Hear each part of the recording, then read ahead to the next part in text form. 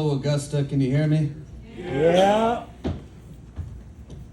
I've never played guitar before. Wouldn't it be a fun surprise if it turns out I was naturally talented? I'm not.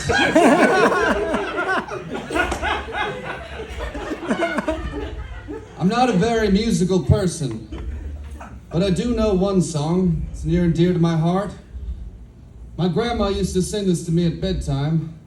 It's a funny little ditty, and if you know the lyrics, feel free to sing along. There's some whores in this house, there's some whores in this house, there's some whores in this house, there's some whores in this house. Hold up. I said a certified freak, 7 days a week. Wet ass pussy makes your pull-out game weak, yo.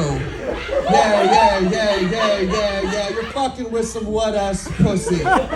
Get a bucket and a mop for this wet ass pussy. Give it all that you've got for this wet ass pussy. Hop on top, I wanna ride. I do kegels while it's inside. Spit in my mouth, look at my eyes. This pussy's wet, come take a dive. Cards on the table. My grandmother never sang that song.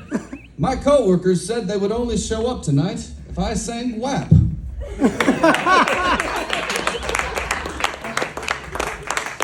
So I did, and they paid $5 at the door, which is proof that there's at least one whore in this house.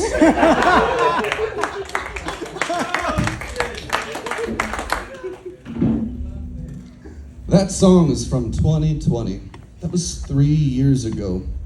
Look at me, caring about a rapper way too late. Who am I? The Las Vegas police right now? In case you hadn't heard, they just finally started to investigate Tupac's murder. 27 years later. But as you all know, it's fashionable to show up 3 decades late rather than on time. It kind of got me wondering if, like, the Las Vegas police started that whole Tupac is still alive rumor. Like, this is so hard.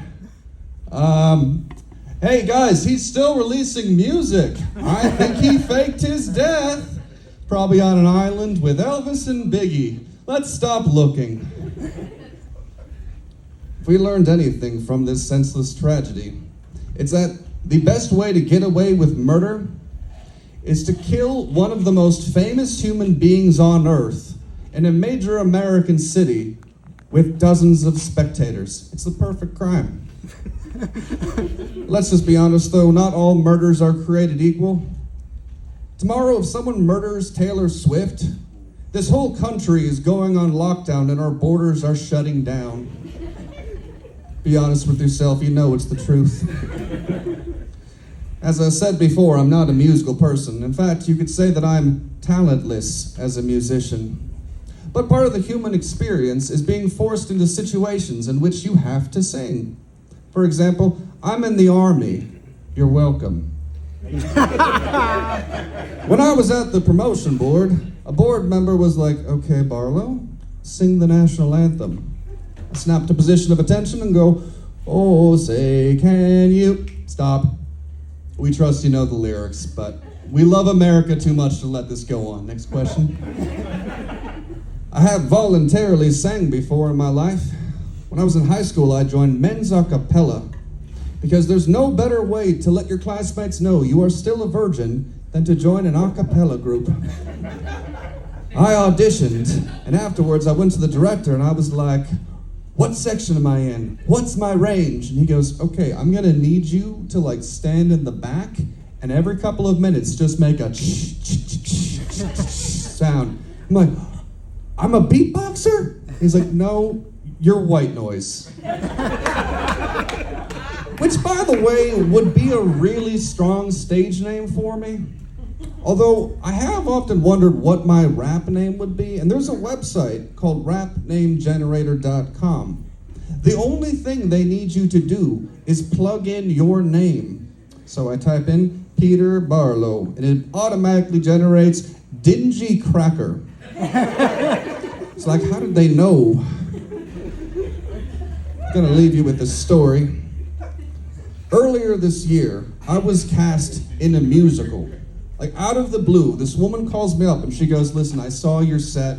I'm doing a play right now. There's a part I think you'd be perfect for. And I'm like, what's the part? And she's like, it's a socially awkward white man named Pete who has no game with women. It's like, it's the role I was born to play. The director cared about the quality, so she never asked me to sing. I was strictly comic relief. No more so than at the very end of the show, there's this big musical number, and everyone around me is doing this very intricate, choreographed dance. And I'm in the back going...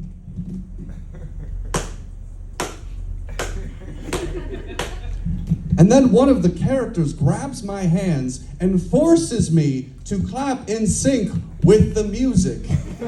It was very funny. It was also not in the script, nor was it rehearsed. It was just completely necessary. The director was watching like, oh shit, I cast this part too well. Okay, my name's Pete, that's been my set, thank you very much.